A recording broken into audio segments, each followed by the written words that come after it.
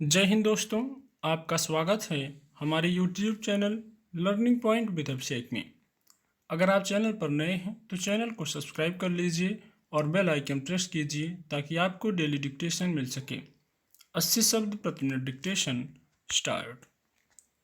समाज संवाद से जिंदा रहता है, लेकिन क्या अब इस समाज को संवाद की जरूरत महसूस हो पा रही है? उम्र के आखिरी दशक में मेरी दादी को दिखना बंद हो गया था। उन्हें इस बात का मलाल अंत तक रहा कि पता नहीं क्या क्या उनके देखे बगैर रह गया है, लेकिन अपने जीवन को उन्होंने उसी अनुपात में श्रवण पर केंद्रित कर लिया था। किसी से भी बतियाने की, कुछ पूछने की अजीब सी आकांक्षा उनमें आखिरी सांस तक रही।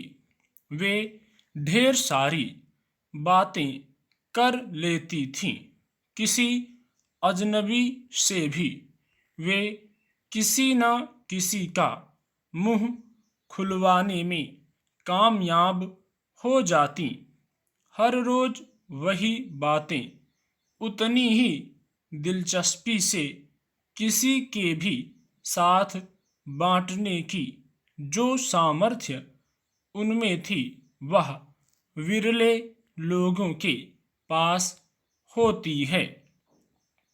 मगर आजकल संवाद का सिरा पूरी तरह गड़बड़ाया हुआ है।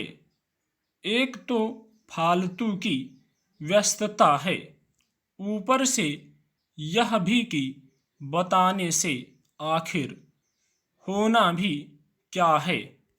ऐसा नहीं है कि कोई किसी से बोलना नहीं चाहता या किसी के पास साझा करने के लिए कुछ ना हो, मगर हमारे दिमाग में इतना कचरा है कि उसे अवशोषित करने में हमारा वास्तविक माहौल उतना सक्षम नहीं है।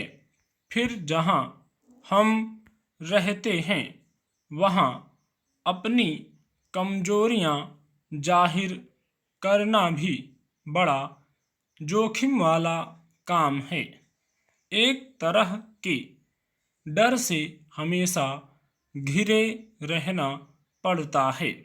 किसी को कुछ ना कह पाने की बेचैनी से ज़्यादा मुश्किल है किसी को कुछ बताकर किस्तों में उनकी प्रतिक्रियाओं को झेलने की विवशता। अब न संवाद उतने सरल हैं, न समझ। हर कोई खुद से ही इतना भरा हुआ था कि किसी दूसरे के लिए जगह बच ही नहीं जाती, और बचती है तो अपने अनुकूल न होने की शिकायत। इसके उलट सोशल मीडिया के मंच हैं, वहाँ किसी तरह का कोई दायरा नहीं है। हम कहीं भी कुछ भी कह सकते हैं और खुद ही समझदार होने का भ्रम भी पालते रह सकते हैं। गुस्सा, तनाव, परेशानी, कुंठा सभी से निजात मिलेगी, बिल्कुल मुफ्त में। समस्या एक और भी है, गैर जिम्मेदारी से किया गया कोई भी कार्य सही परिणाम कब तक दे सकता है, यहाँ लगाव नहीं है।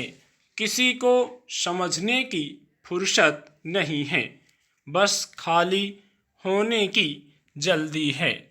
अपने दुख को बयान करने की जो तत्परता इससे पैदा हुई है, उससे हम लेंस लगाकर केवल अपने दुख के बारे में सोचने के आदी हो गए हैं।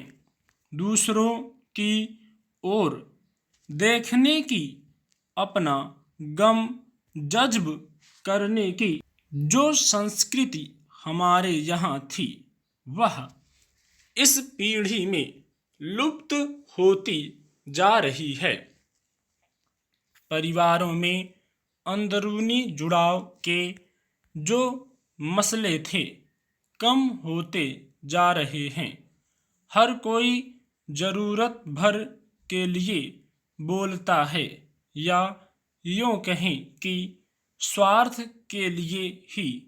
कोई आ भी जाए तो सबको यही जल्दी रहती है कि यहाँ से उठकर फोन चलाया जाए।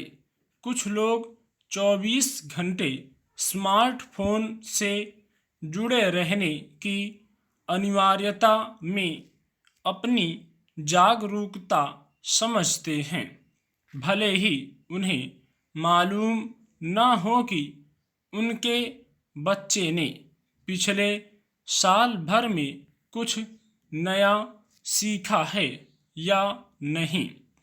संवाद के सूत्र इस कदर टूट क्यों रहे हैं? पहले की बैठकें, हथाई गुर्बत तो अब रही नहीं, तो क्या दो चार बातें साझा समस्याओं पर भी नहीं। लेकिन क्रांति तो सारी काल्पनिक दुनिया में कर चुके होते हैं, फिर वास्तव में वे छोटे छोटे कार्यों के लिए अपने बड़े दिमाग और पवित्र शरीर का इस्तेमाल क्यों करें? दो युवा व्यक्ति इकट्ठा होते ही वैश्विक नागरिक होने का दायित्व निभाते हुए देश दुनिया की राजनीतिक समस्याओं पर गंभीरता से विचार करते देखे जाते हैं, जबकि वे जिस जमीन पर खड़े होते हैं वहां फैले कीचड़ को उनकी साफ आंखें नहीं देख पाती। यह विरोधाभास है या अपनी समस्याओं से भागने की मजबूरी या कातर असहायता? आज घरों में बहुत सारी दादियां हैं जो कई कई दिन में किसी से बतियाने को तरसती हैं, लेकिन जुबान सुनती है तो आखिर चुप रहने की ही। वहीं इस अनबोले जमात में धीरे धीरे घर के सभी सदस्य शामिल होते जा रहे हैं। संवादहीनता की इस स्थिति में व्यक्ति तब्दील होता जा रहा है, खुद एक स्थिति में, और घर बदलते जा रहे हैं घरों के समूह में। घरों में अब परिवार नहीं, हर व्यक्ति ही अलग घर है। कितने ऐसे लोग हैं जिनके पास ना कोई बतियाने को है और जिनकी पहुंच किसी तरह के सामाजिक मंचों तक भी नहीं है। ऐसे लोग क्या करें? वे किनसे बतियाएं? किस तरफ जाएं? आत्महत्या करें या घुटते घुटते संवेदनहीन होने को मजबूर हों? स्थितियां दरअसल उतनी साफ और सरल नहीं होती जितनी अक्सर दिखती हैं। उनकी तह में जाने पर उनके अतिरिक्त जिन शाखाओं से हम रूबरू होना पड़ता है, वहीं से ही किसी समाधान की संभावना बन सकती है। संबंधों के दरकने की यह समस्या न तो किसी एक स्तर पर है और न ही किसी एक वजह से।